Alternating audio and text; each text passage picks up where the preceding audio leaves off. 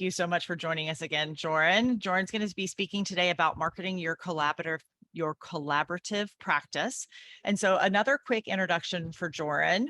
In nearly 40 years of practicing law, Joryn has a wide variety of experience. She has been a prosecuting trial attorney, bankruptcy attorney, traditional family law attorney, and for the past 10 years, she has been a champion of the collaborative process.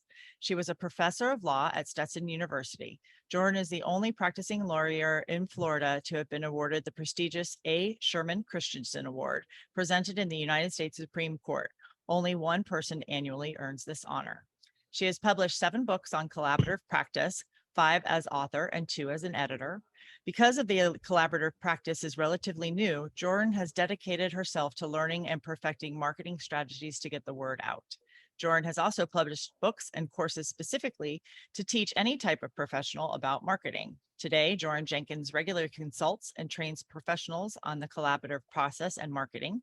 She has a 52-week marketing program called the Marketing Toolkit that takes professionals step by step through the marketing steps they need to expand their firms and practices. This course is now offered online so professionals can do it from anywhere. So, Joryn, go ahead and take it away. All right, so I think the first thing that I want to say actually is I've got the chat up and I've got my glasses on, Okay. so so that I can see people's questions. Please don't hesitate to ask questions. I am not married to a particular program today other than the information that I want to impart to you. I'm not using a PowerPoint. Don't think it's necessary because quite frankly, it seems like I can talk forever about marketing. I began life as a lawyer, kind of strangely, actually. I graduated from Yale when I was 19 and I went to my stepfather and I said, what am I going to do now? I have an English degree. I'm 19 years old and I don't want to teach kindergarten. He said, go to law school. It's a great education. You'll never lack for a potential job and you can do anything you want after law school. So I took his advice and went to law school. Halfway through law school, I got to work on some really fascinating cases. And I got to go to Las Vegas for a trial, for example. I defended the lawyer who represented one of the Watergate conspirators, who the conspirator had accused him of malpractice in his defense case. So, real interesting work. Decided I wanted to be a lawyer, ended up a lawyer. And for a great part of my legal practice, my incentive was I really wanted to make new law. That was just, for me, very intellectually stimulating. I did a lot of appellate work. I did a lot of commercial litigation. I prosecuted a grocery chain for letting a juror go because of her jury duty. And you're not allowed to discriminate against a juror. But when we were in litigation, they filed a motion to not permit her to have a jury. But you're always entitled to a jury, right? Well, not always, but most of the time. And so I ended up in the 11th Circuit Court of Appeal proving that she had a right to a jury trial, which thank goodness I did, but that was new law. So making new law is a lot of fun and winning is a lot of fun, especially if you're a lawyer. We really like to win. That's our drive. And then I did this thing called collaborative divorce and I saw magic. Well, I love to win, but I've never experienced magic because I won. And that really transformed me in a big way. I still love to win. Don't get me wrong. My husband will tell you how argumentative I am, that I just like to win everything.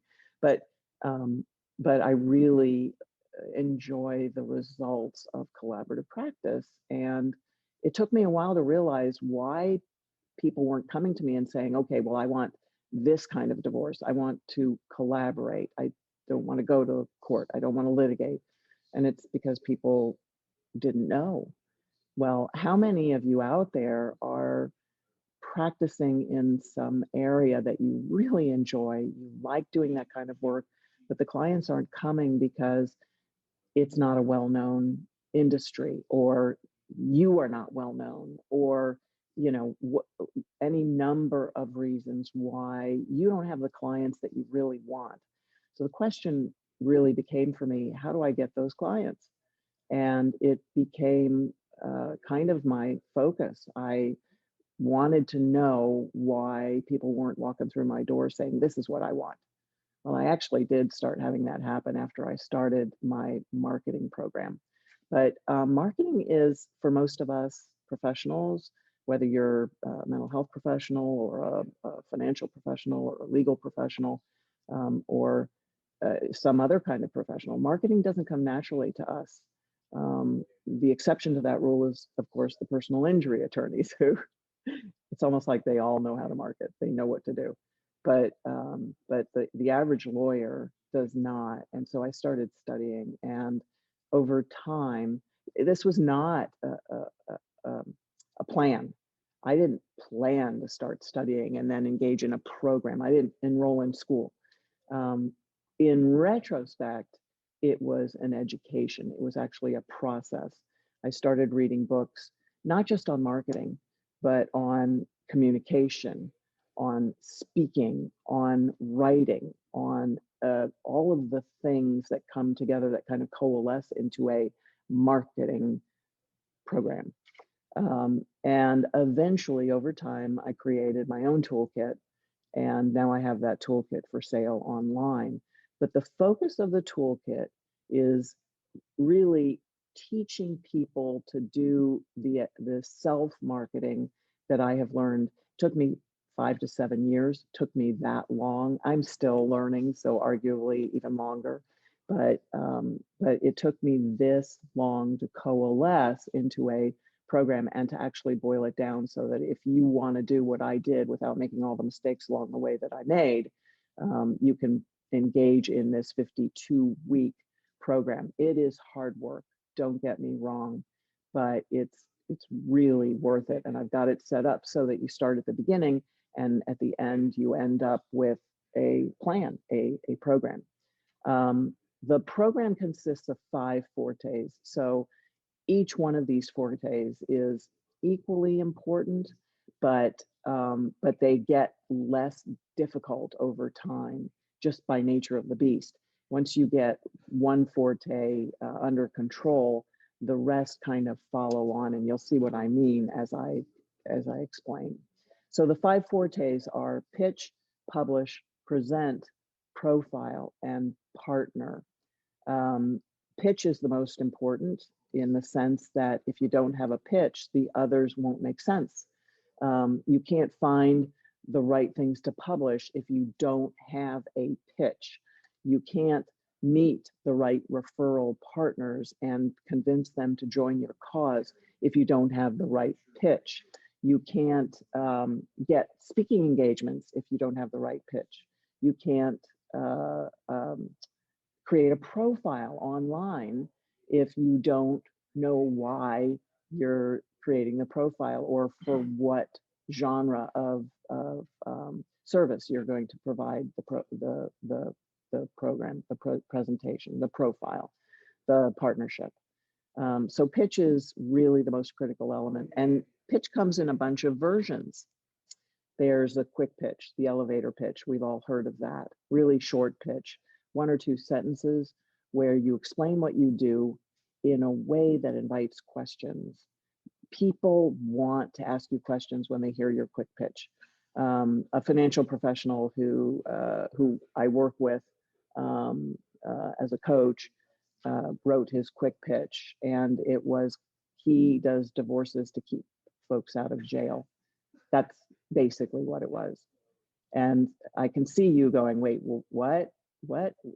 Divorces to keep folks out of jail. Okay, what do you mean? You've got to ask that question. So by the time the elevator gets to the bottom of the shaft to the lobby and you're getting out, the guy on the elevator with you is going, wait, explain that to me, or asking for your business card. So that's the point of the elevator pitch. My elevator pitch is I help people divorce each other without destroying their finances or their families. And people want to know how I help people do that. They still don't even know that I'm a lawyer. I could be a mental health professional. I could be a financial professional. So that's basically what your quick pitch is. And there is a structure to the quick pitch. I won't go into the depths of the structure right now, but there is a very specific structure. It's written a certain way. And then over time, you practice your pitch, you give it daily so that you practice it, so that it starts coming out of your mouth without you even meaning. What do you do? Well, you don't say I'm a lawyer. That's what I used to say. I'm a lawyer. And people go, oh, that's nice.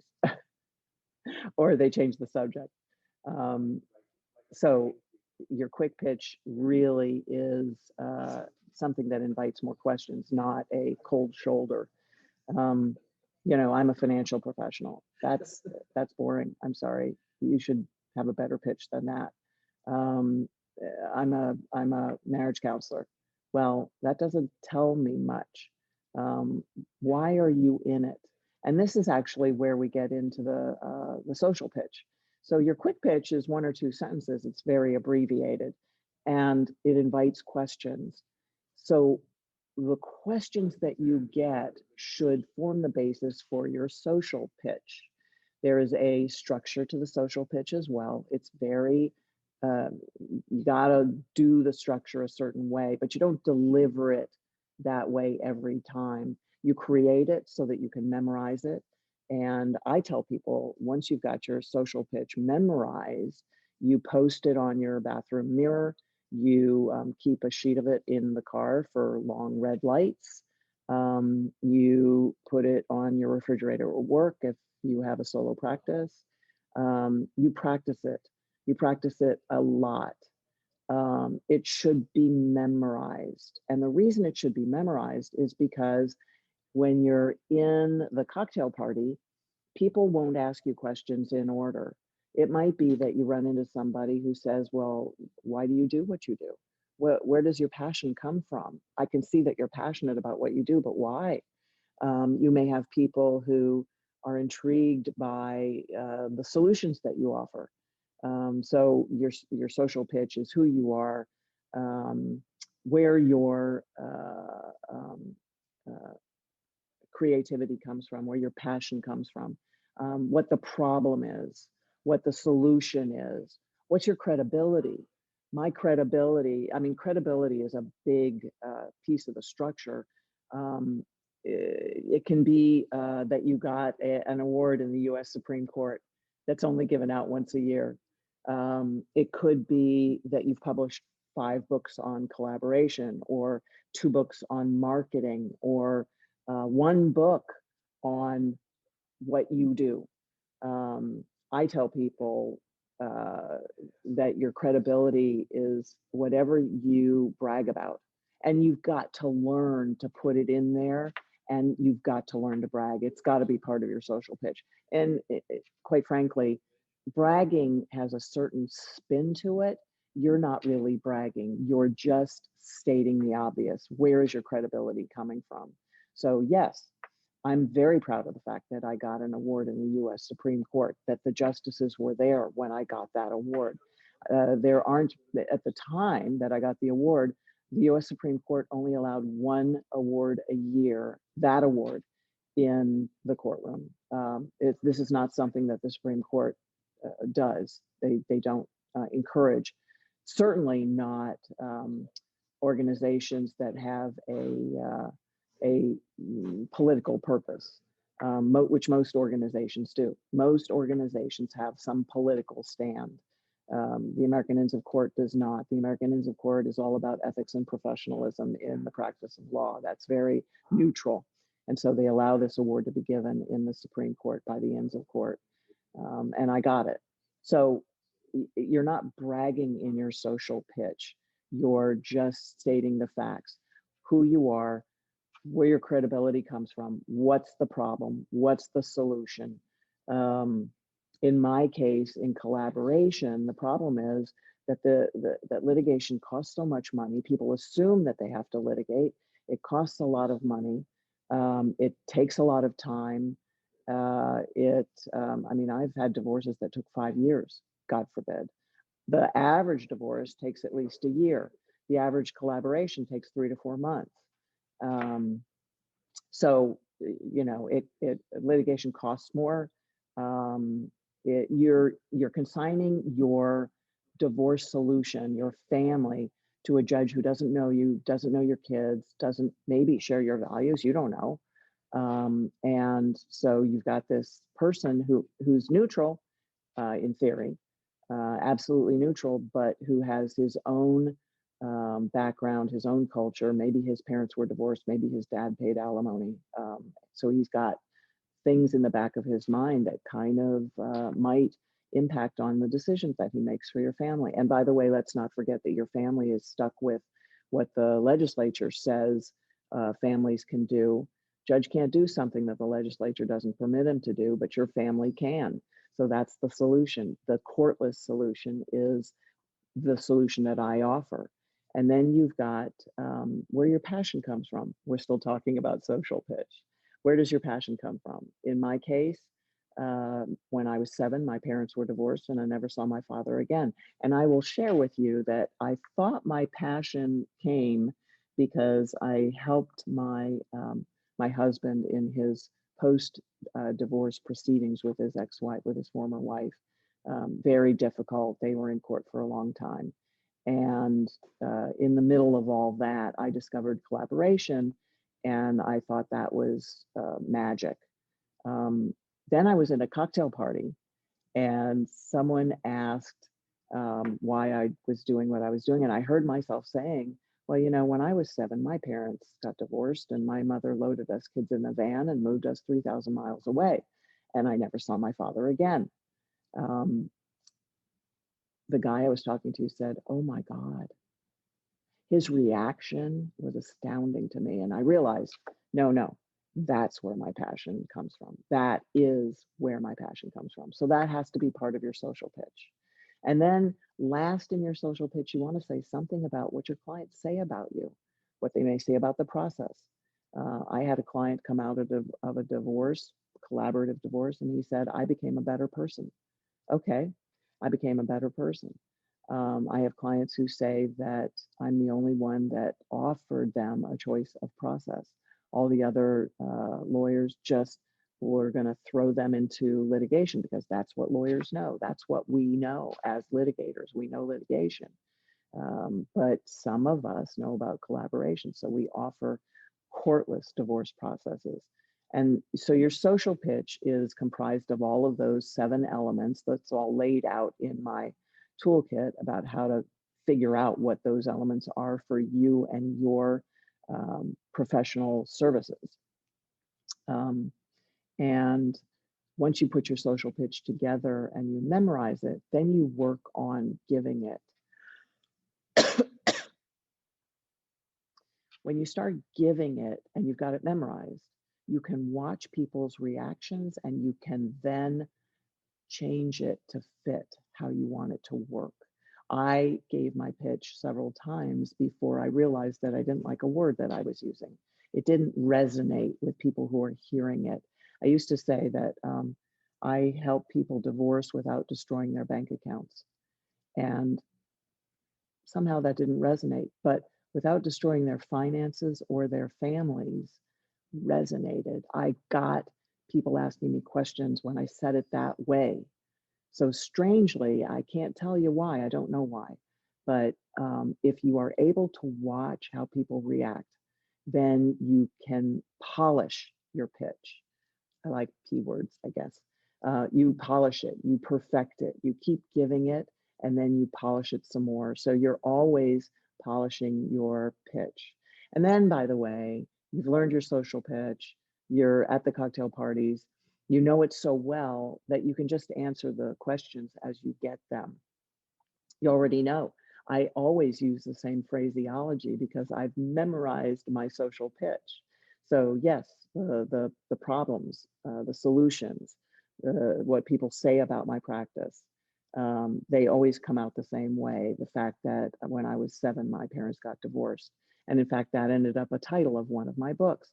And then you've got your media pitch, which is yet a whole other type of pitch. And it grows out of your elevator pitch. excuse me, my insulin pump just went off. So you have, you've got your three types of pitches. Of course, there are many more types of pitches, but we don't get into partnership pitch until we get into the fifth P, partner. And your partnership pitch grows out of your other three pitches. All of that is part of the package. The champion package, the collaborative champion package is also part of the Rainmaker package, which is for other professionals. So we walk you through this 52-week program. The largest element of it is pitch, because the other four P's grow out of pitch. Let's talk about publish. Publish is the second P. It's the second largest P, and it's about publications. It's about publishing. It's about getting the word out. How do we pitch more than one person at a time? Well, you can publish, you can present, but you can publish. And publishing also satisfies an element of credibility in your social pitch. You need that credibility. For some reason, we all still feel that publications are a way to bring credibility. Who are the best experts? The best experts are the people who've written books, people who have 20-page curriculum vitae, who have 5 pages worth of publications. People who publish all the time are the best experts that we can choose. If we're litigating, if we're just the normal average Joe looking for that marriage counselor, if you've published, you're much more likely to get the clients because you have that authority. You're that expert. You have expertise. Publishing brings expertise. So we start with publishing. And by the way, these days, I mean, 10 years ago, it wasn't so easy to publish. These days, it's easy to publish. You can blog. We start with blogging. We blog, we tweet, we publish online. You can publish articles. I've been published in Good Housekeeping, in Redbook, in what's the Martha Stewart magazine? That magazine. I've been published there. I've been published in the hard copy magazines. I've also been published online. You can be so, and by saying that, by the way, that's all giving me credibility to you folks, because you're going, oh wow, she's been published in Good Housekeeping, or maybe you're not that old. She's been published in Martha Stewart. So when you've been published, you have authority, and we start with just simple blogging. Now I will share something with you. It's part of the toolkit. By publishing your blogs, you're actually on the road to starting your book. I never thought I'd write a book. It's a funny story. My mother, I graduated with a degree in English from Yale University, and my mother's like, okay, you're going to be a novelist. This is great. You're going to be my daughter, the novelist. And my answer was, Mom, I don't have a book in me. My exact words, I don't have a book in me. And then 50 years later, I have 9 books out there. One day I decided that as part of my marketing package, I needed to write a book. And I sat down and I looked at all my blogs and I put them all in a pile on my desk and I started organizing them. And I figured out the organization by the topic. The topic was going to be collaborative divorce. So the organization was, how is a collaborative process run? Who are the professionals in the collaborative process? So there's a pile for lawyers. There's a pile for mental health professionals. There's a pile for financial professionals. There's a pile for step 1 in the process. There's a pile for step 2 in the process. And then I also had, and step 3 and step 4. And then I also had these blogs about litigated divorces, because of course if I'm talking about how good courtless is, I want to talk about why litigated is not so good. And so I have all of those stories, but then I also had stories about magic in the collaborative process. So I took all those blogs and I organized them. And then I had a format for my book. And I had the beginning of chapters for my book. So I took the blogs and I expanded them. So a blog is 500 words, let's say, maybe 1,000. A chapter is 2,000 words, maybe 3,000.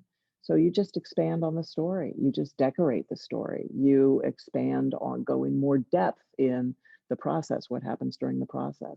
of whatever services it is that you provide. So we talk about writing your book by taking your blogs and looking at what you've got. And you throw out blogs that don't fit. Those blogs don't go in my book. Eventually, actually, with all of that done, I ended up with my first 2 books because I had more material. Once I had expanded the blogs into chapters, I had more material than I could put in one book. It would have been ridiculously thick. So I had 2 books. The first book was War or Peace, and it's about the basics. And then I had a second book, which I called I Never Saw My Father Again, and you know why. It's a catchy title. We talk in the toolkit about how to title your books, how to title them so that people want to read them, open them up, look at the back. What goes on the back of your book when you actually publish your hard copies? What goes on the back of the book? We talk about that. We talk about what goes into the book, every element of how to put your book together. Who writes your prologue?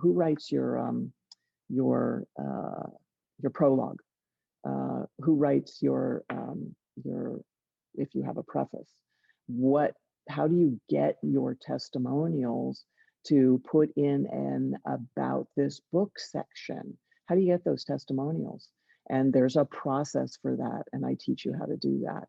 You don't have to make the mistakes that I made. I give you sample forms for how to write a request for a testimonial. I give you a sample how to write a testimonial, how to write a sample prologue, how to get people to write your prologue. You only want one, by the way. You only need one for each book, though. But if you write more than one book, oh my gosh, maybe you will. So then we walk you through the book putting together process. We walk you through publishing your own book. That's all in the toolkit. And then we get on to the next step, which is present. Now, by the way, don't be surprised if as you go through the 52-week program, you're going to spend a little time on pitch, but also spend a little time on publish, because they morph over into each other. You're delivering your pitch, and as you give a pitch, you get a new client, and you might have a new story to tell about that particular client. Are you going to write a book about the services that you offer? Are you going to include stories about the clients that you served? And usually that the answer to that is yes. If you pick up a book on the services that you or anyone else provides, you will find stories about clients, because stories engage the reader and stories convince the reader. So you will want to do that as part of your writing your book. And by the way, you'll also do that as part of your presenting. So as you start putting presentations together, you'll see that maybe a chapter in your book is also a presentation worthy topic. And maybe you can just take that chapter and create a PowerPoint from the material that you've got in the chapter. You've done the work, so why not reuse that material a second time in your presentations? So many of my presentations have grown out of the books that I've written. For example, I've got a book on marketing your practice, whatever it may be, marketing your services practice. The book is called From Rookie to Rainmaker. I have a training, a 2-day training that goes along with From Rookie to Rainmaker. That is a 2-day training. It's a presentation. The presentation today, actually, now that I'm saying this out loud, of course, comes out of the Rainmaker book. It's like a really summary version of the Rainmaker book. And so that's how you put together your presentations. Your presentations, as you give them, may bring you more material. People may ask you questions. And I always suggest that one record one's presentations, not just so that you can watch yourself present in the room and therefore hone your presentations, because you're always perfecting your presentations as well as perfecting your pitch. But also because if people ask questions, you want to answer those questions. Those questions may well give you more fodder for your next book, for your next presentation, um, for your next blog. So we always record my presentations and rewatch them so that we have more material when the time comes. I'm always listening, actively listening for more material. So that's present. And we tell you how to make a PowerPoint. I mean, there are tricks to creating PowerPoints. I've read the books. You don't have to. Although, by the way, I have recommended reading lists for people who want to know more about marketing. There are writers out there. All they write about is how to speak in a room. Fabulous, fabulous books. And I've culled the books that were not so good. So you don't have to read those. If you don't have to read any of them, you can just read my book and do my 52-week program. But then again, you might want to read some of these folks, these authors who write about speaking, who write about storytelling. There's some wonderful writers out there who have explained to me the power of storytelling and the genre of storytelling, how best to tell a story. So when you read my books, half of my books are the stories about the clients. And so the first two books are for clients of courtless divorce. And so they're reading about clients who have gone to court. They're reading about clients who collaborated. They're reading about clients who've mediated. They're reading about clients. I wrote yesterday a blog. Oh, this was fun. I went to my nail technician yesterday because I was appearing here today, and I wanted my hands to look nice. And I've known my nail technician since my first marriage. She did my nails for my wedding, and we've been friends ever since. She is my best referral source ever. Sure, I get referrals from mental health professionals, I get referrals from financial professionals, I get referrals from other lawyers all the time. But Jan has referred me more as a single person, has referred me more clients than anyone else I know. And so we were chit-chatting and she was doing my nails. And it turns out it was her birthday and she got a phone call. And the phone call was her former husband. I had done her divorce. It was courtless. I represented her, but I sort of mediated between the two of them. I helped them negotiate without getting upset with each other.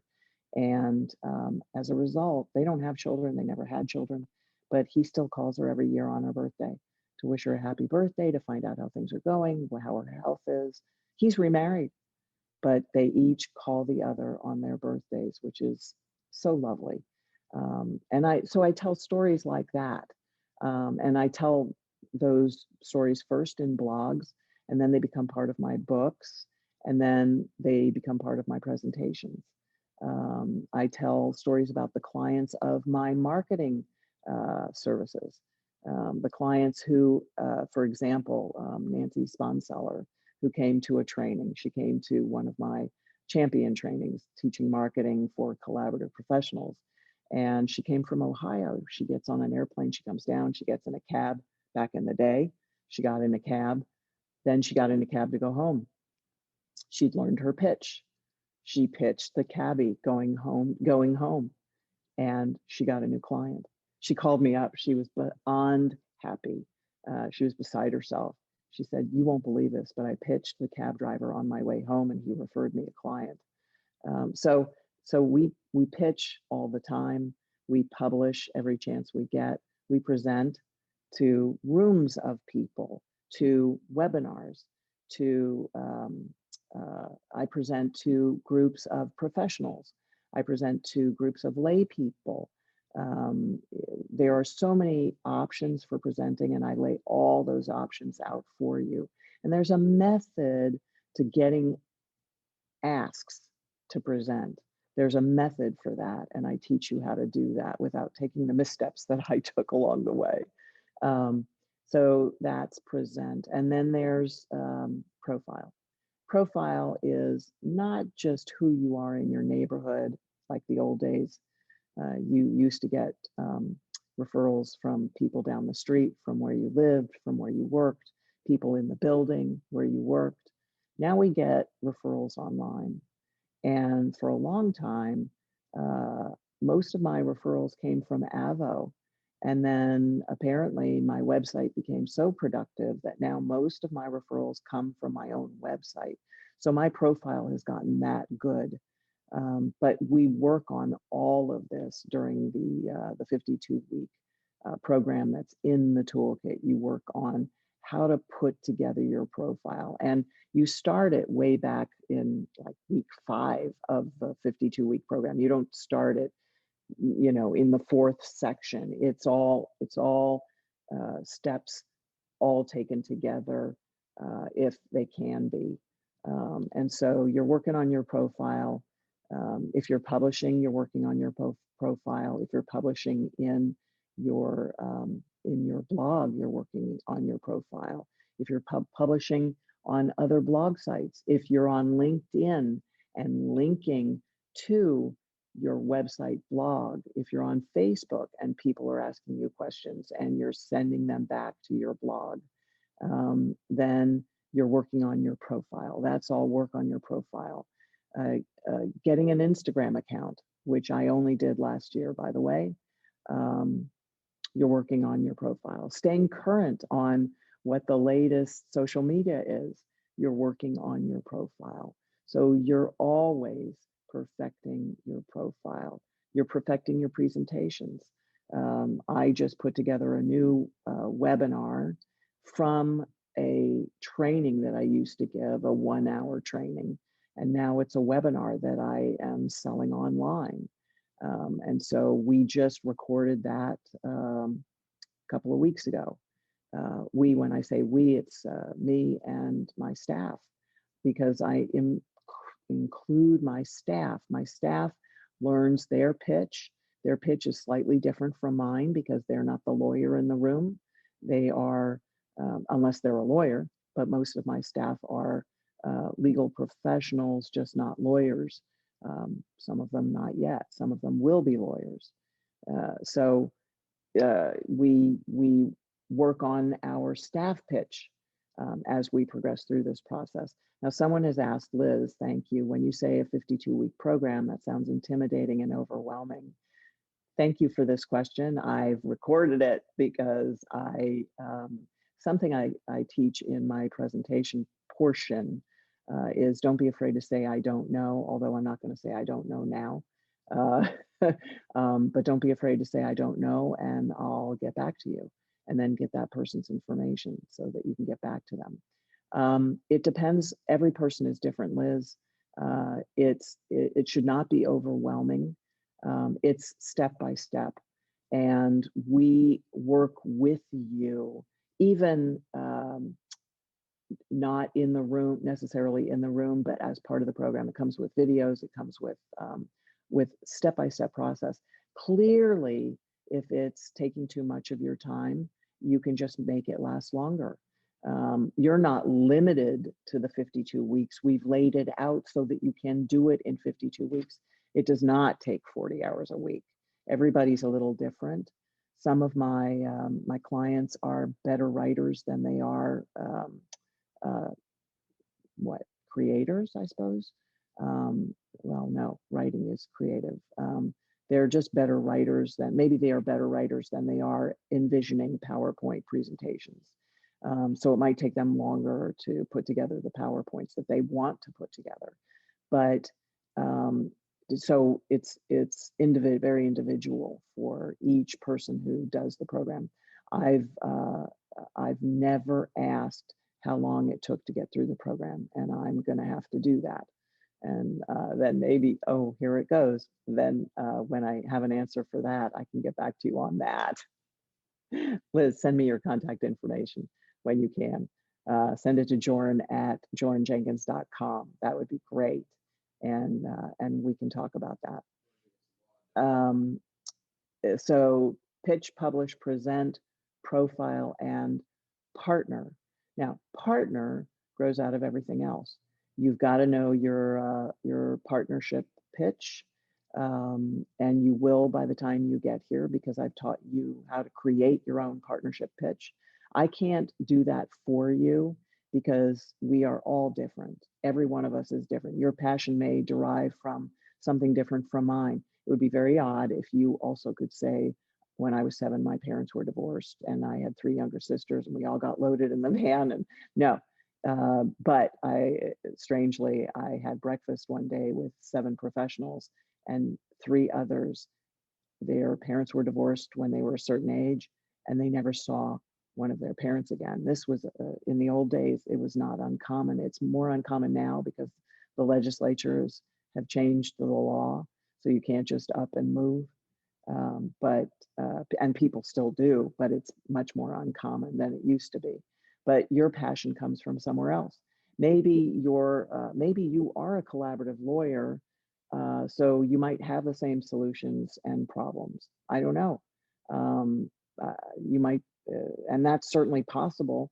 I've often told people when I taught marketing to collaboratives, if your elevator pitch is the same as mine, I don't care. You can have it. There's no copyright on pitch, and there's no reason to copyright it, quite frankly, because the more of you out there giving my kind of pitch, the more people will know about collaborative divorce, and the more people are likely to ask me for collaborative divorce. I actually had a client step through my front door and say, "I'm here for collaborative divorce." I've actually had that happen. Now, that didn't start happening until I started marketing. And now it happens much more frequently. And they know what they're talking about because they've gone to my website, they've done their homework. People today are much more likely to do their homework. And my profile is that good that they can find out what collaboration is, that they want me to do it, that they know that I offer a dual process consult. So you can come to me with your spouse and I can have a consult with both of you, not giving any legal advice, only giving information about process. And so I often have people call and arrange to come with their spouses for a consult with me, which is, in the old days, it would have scared the dickens out of me. But now I can see that it's perfectly fine to do things that way. And it works very well for people because then they're both in the room and can hear the same thing. Does that work in the line of services that you offer? I don't know. Everybody is unique. And so you have to come up with your own pitch. Social media, clearly social media pitch. Your elevator pitch may mimic mine, may be similar to mine. That's fine. Great. I love that. But maybe you're a vocational expert. And so your pitch is different right from the get-go. I've had vocational experts in my trainings who learned their marketing program from me and who came back to me later and said, "Thank God for you. We redesigned our website and now most of our clients come from our website. It's fabulous." So this is all part of the toolkit that you can purchase, part of the program that I can walk you through. It's part of the training that I do. There's a 2-day training that I can do for you. Um, and now we're still in partnership. So if someone is referring you clients, that person is your partner. That person is specifically your referral partner. Now, you may arrange to give presentations in roomfuls of people who are potential referral partners. And then you've got 30 or 40 or 100 referral partners. That is absolutely a possibility, and I have done that. And then you follow up with potential referral partners. One of the things I tell people early on is just pull out your contact information sheet, pull out your contacts list on your computer, and go through that contacts list. What do those people do? How do you know them? Why do you know them? Do you have lunch with them regularly? Do you have wine with them occasionally? Do you have coffee with them every once in a while? Should you? Are they a potential referral partner? If they are, then set up those coffees, set up those lunches, set up those glasses of wine, and have a one-to-one and talk about how you can refer each other business. And by the way, it's giver's gain from BNI days. So you want to be able to offer them the same service that you see them offering you. If you're going to if they're going to refer you clients, can you refer them clients? Is your best referral source your plumber? Yes, I've had my plumber refer me clients, and I've referred him clients. Of course, I refer him clients. I love my AC guy. I refer him clients. I have a new referral partner. I met him yesterday. He came to repair my refrigerator ice maker, and he is a new referral partner because we chit chatted briefly, and I gave him my referral partner pitch. So all of these things are part of a program. It's part of indoctrinating yourself. You're always pitching and you're always perfecting your pitch. And you're always working on your publications. You're always working on your presentations. You're always working on your profile, whether it's at the local Winn-Dixie in your neighborhood, or whether it's online in your Facebook divorce groups, your Facebook plumbers groups, air conditioning groups, nail technician groups, wherever you're presenting. You know, nail technicians do not really have annual meetings. I had hoped that I could be a speaker at an annual meeting of nail technicians, and I couldn't figure out how to get that done. But I do speak at groups of mental health professionals, groups of financial professionals. So, who are the types of people that you want as referral partners? You want to do presentations for those groups of people who regularly have meetings, and you can provide the content for one of their meetings. Maybe they have lunches where they have a speaker come and speak for 10 minutes, 20 minutes, half an hour. Then you do a PowerPoint and you start giving those presentations. The whole package of pitch, publish, present, profile, and partner is how you get the marketing done.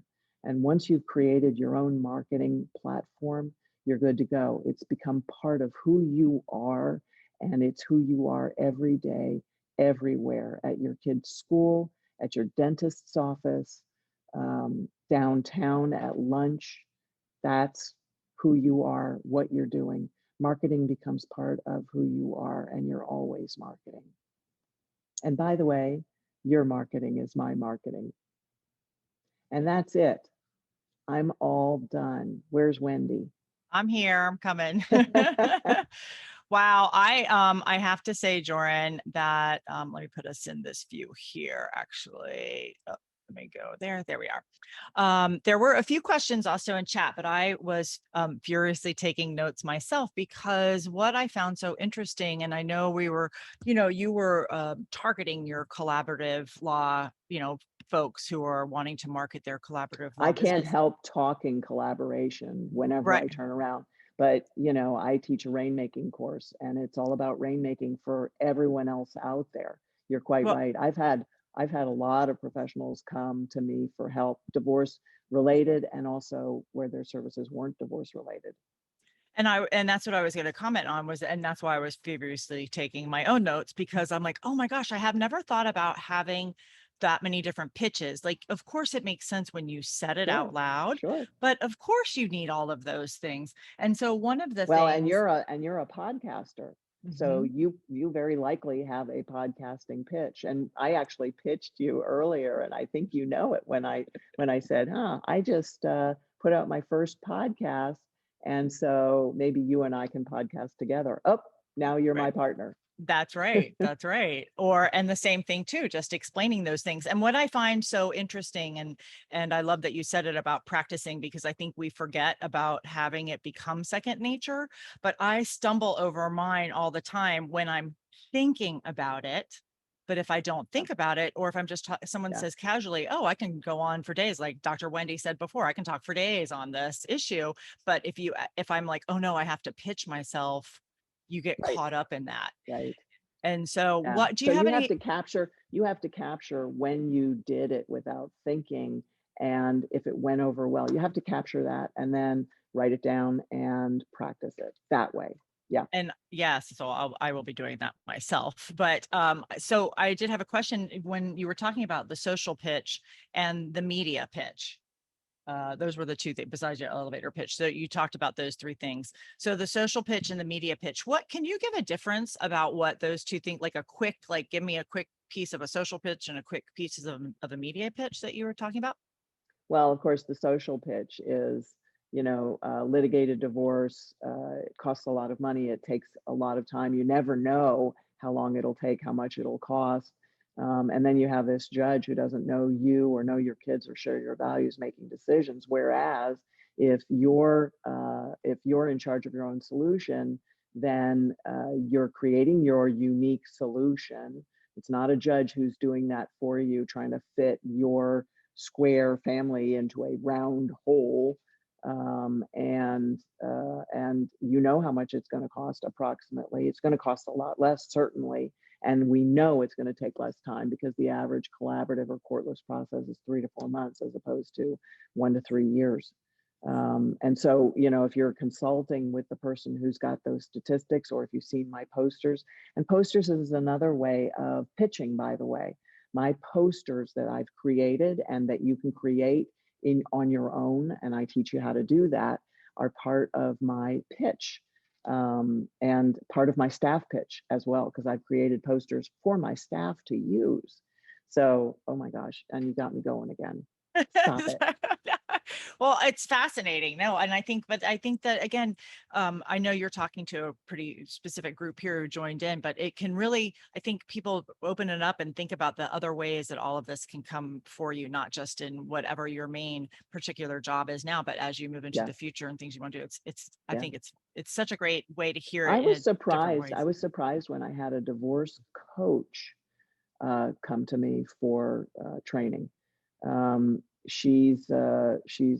And I don't know why I didn't think of divorce coaches. So she's not a facilitator in the collaborative process.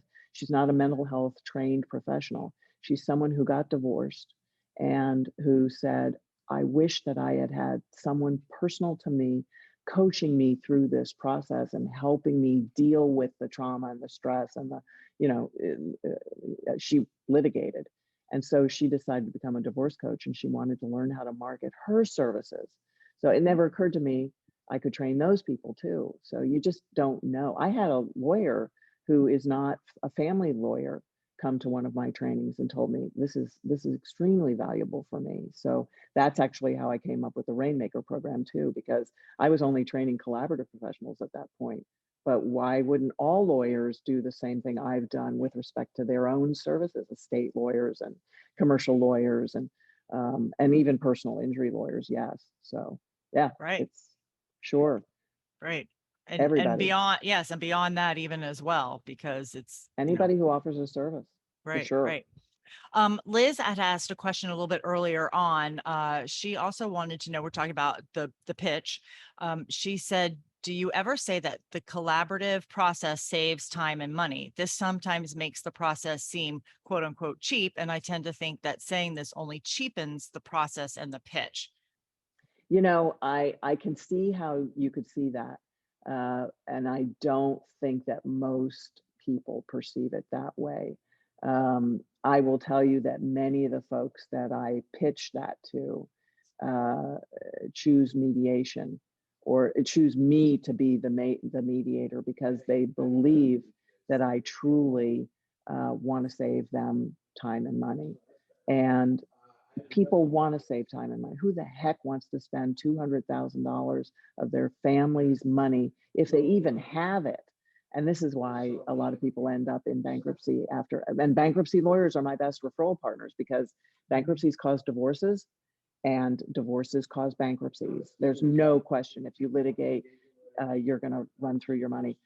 I think subconsciously litigators see that the family has $500,000, so they're not afraid to do everything they can do for their client, which ups the expenses.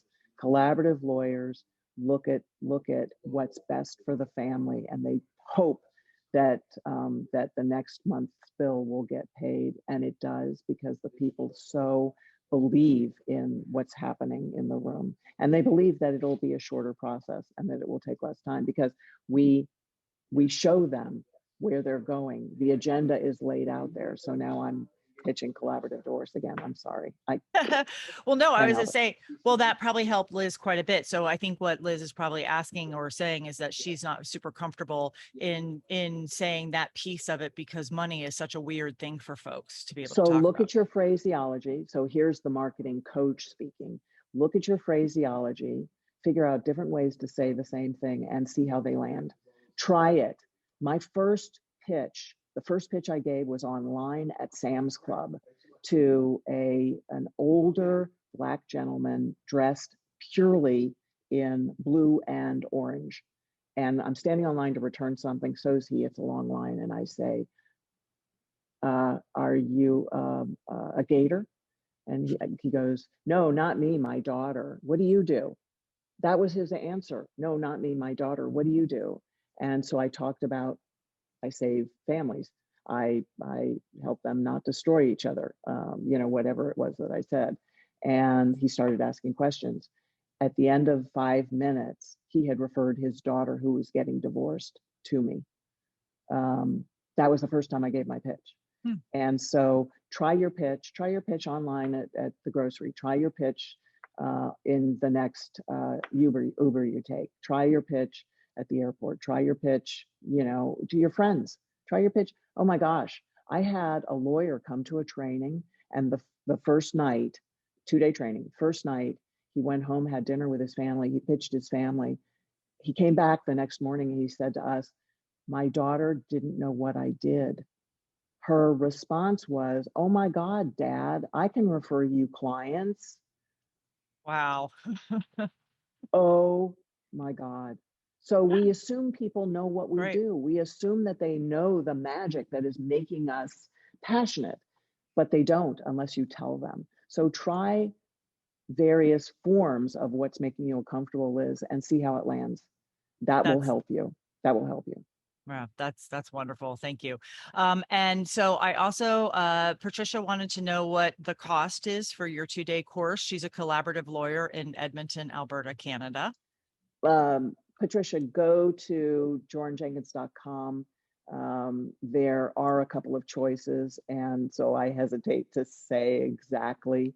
And then you can get in touch with me at jorynjenkins.com, and happy to chat with you. And I put those links in the chat for anybody who hasn't seen them. So there's Joryn's website, the Open Palm Press is there, as well as Joryn's email address is there. Liz Or also, if you want to see a sample website, go to openpalmlaw.com, because that's my services website, not my coaching website. And you'll see what a website can look like. I can throw that one in the And chat. if you want a website professional, I can refer you one. There's something for everybody, isn't there, Joryn? Yes. Absolutely. And Liz, one last comment. Liz said, I love the statement, your marketing is my marketing. All professionals who are seeking alternative options for their clients should be in this together. That's one of my pitching statements for a referral partnership. Your marketing is my marketing. Whatever I can do for you helps me. Whatever you can do for me helps you. And I think the culture of that is such a wonderful thing to expound. You want to tell people we The want to help each opposite other. of today's Yes. divisive culture. You're so right. Absolutely. Absolutely. Well, Joryn, thank you so much. This has been such an interesting presentation. I have my notes about now how I need to work on my pitches as well. And so I think there was so much value here. Thank you. Thank you. Thank you. I hope everybody got the information that you need from the chat. Please visit Joryn's websites and get her information and download her ebook if you're interested in that from the other website as well. All of that information is in the chat. Any final thoughts or anything, Joryn, before we call it for this session? Yes. You and I need to talk. Yeah, we do, don't we? I bet you We'll I can have someone to wine. refer. Yes, let's do that. Okay. Well, thank Thanks, you Wendy. so much. Thank you. Thank you.